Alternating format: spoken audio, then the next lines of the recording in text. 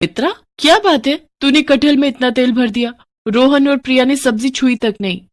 मालकिन, मैंने तो रोजाना की तरह ही सब्जी बनाई थी और कटहल को थोड़ा फ्राई करके बनाया था, शायद इसी वजह से तेल दिख रहा होगा। और मिर्च मसाले बिल्कुल भी नहीं डाले खाने में, बिल्कुल फीकी बना दी। ओ सुमित्रा, बात सुन, इसकी बातों को मत सुना कर। तेरे हाथ की सब्जियां बहुत स्वादिष्ट होती हैं। अभी बहू को पका पकाया मिल जाता है ना, इसीलिए उसे काम वालियों की कदर नहीं।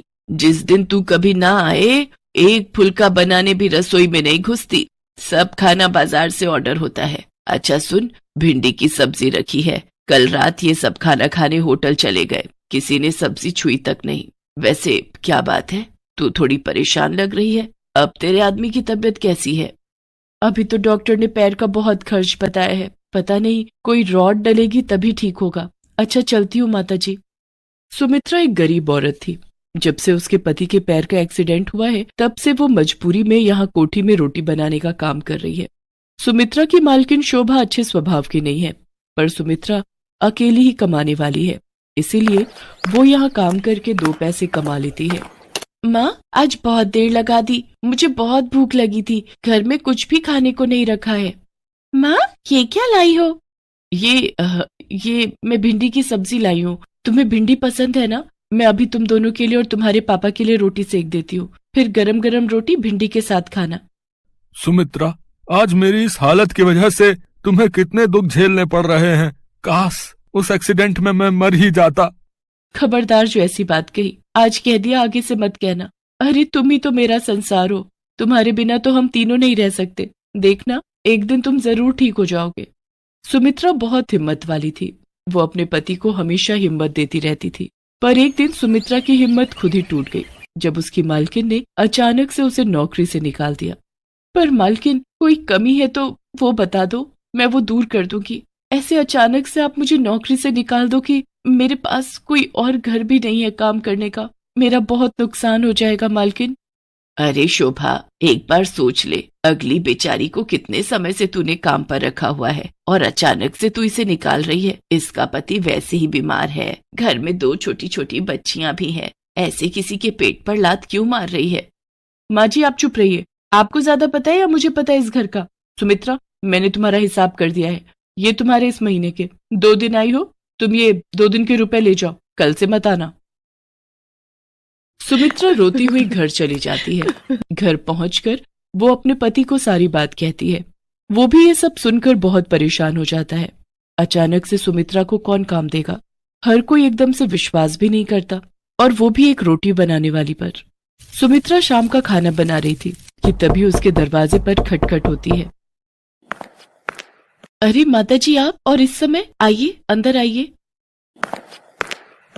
सुमित्रा, आज सुबह शोभा ने जो भी किया उस बात से मुझे बहुत ठेस पहुंची है। मैं मंदिर के लिए निकली थी, पर मेरा मन मंदिर में भी नहीं टिक रहा था, इसलिए मैं तुमसे मिलने चली आई। मैं शोभा को तो नहीं सुधार सकती, पर मैं तुम्हें एक सलाह देना चाहती हूँ, अगर तुम मानो तो। जी बोलिए माताजी।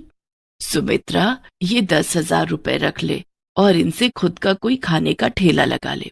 वैसे तू छोले भटूरे बहुत ही अच्छे बनाती है, अगर तू चाहे तो छोले भटूरे का ठेला शुरू कर सकती है। आजकल लोग छोले भटूरे खाना बहुत पसंद करते हैं, और आगे सर्दियों के दिन भी आ रहे हैं, तो तेरी अच्छी खासी बिक्री शुरू हो जाएगी। पर माताजी, आप मुझे इतने सारे पैसे दे रही हो, मुझे अच्छा नहीं लग रहा। सुमित्रा, ये पैसे मेरे खुद के हैं, मैंने जोड़े हुए थे, और फिर इन रुपयों की मेरे से ज्यादा तुझे जरूरत है। अब तू देर मत कर, इन रुपयों से जल्दी से छोले भटूरे का ठेला शुरू कर दे, फिर मैं गरम गरम छोले भटूरे खाने आऊंगी। उन रुपयों को देखकर सुमित्रा के मन में हिम्मत जाग जाती है, और वो माताजी को दिल से शुक्रिया करती है। आज मुसीबत की इस घड़ी में माताजी उसके लिए ईश्वर का रूप बनकर आई थी। माताजी की सलाह सुमित्रा और उसके पति को ठीक लगती है, और अगले ही दिन सुमित्रा छोले भटूरे का ठेला लगाने के लिए सारा सामान इकट्ठा कर लेती है, और 2-3 दिन में ही उसका छोले भटूरे का ठेला शुरू हो जाता है। पहले तो कभी नहीं देखा, लगता है बाजार में ये छोले भटूरे वाली नहीं आई है। भैया बहुत ही स्वादिष्ट छोले भटूरे बनाती है, साथ में प्याज, चटनी, अचार और बूंदी का रायता भी 1 प्लेट खाई थी कल मैंने। भैया सचमुच आनंद आ गया बता रहे।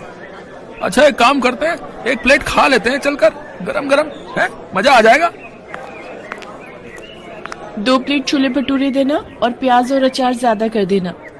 ठीक है, अभी देती हूँ। आप दोनों के लिए भैया जी। हमें भी 1-1 प्लेट छोले भटूरे लगा दो। भटूरे थोड़े करारे देना है। सुमित्रा का छोले भटूरे का ठेला चल पड़ता है। उसमें नया आत्मविश्वास पैदा होता है। धीरे धीरे वो छोले भटूरे के ठेले से अच्छे पैसे कमाने लगती है और एक छोटी दुकान किराए पर ले लेती है। अब सुमित्रा की छोले भटूरे की दुकान थी। उसके साथ साथ गाजर का हलवा, मूंग की दाल का हलवा, गुलाब जामुन और कुछ मिठाइयां भी बेचनी शुरू कर दी थी। सुमित्रा ने काफी अच्छे पैसे कमा लिए थे। एक दिन वो माताजी से मिलने गई। नमस्ते मालकिन, वो माताजी से मिलना था। माँ जी का 15 दिन पहले स्वर्गवास हो गया। शुगर बढ़ गई थी और फिर काफी तबीयत खराब होने की वजह से डॉक्टरों ने जवाब दे दिया था। कुछ काम था माँ जी से, मुझे काम से जाना है, मुझे देर हो रही है।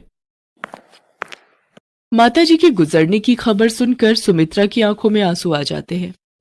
आज उन्हीं के कारण उसके पास पैसे और काम था। सुमित्रा जो रुपए माताजी को वापस करने गई थी, उन रुपयों से वो गरीबों में माताजी के नाम का दान करती है ताकि उनकी आत्मा को शांति मिल सके। सुमित्रा के पति के पैर का ऑपरेशन भी ठीक ठाक हो जाता है। अब दोनों पति पत्नी मिलकर छोले भटूरे की दुकान चलाते थे। पर आज भी सुमित्रा माताजी के एहसान को नहीं भूल पाई थी। इसीलिए वो उनकी याद में महीने में 1 दिन छोले भटूरे बनाकर गरीबों में बांटती थी।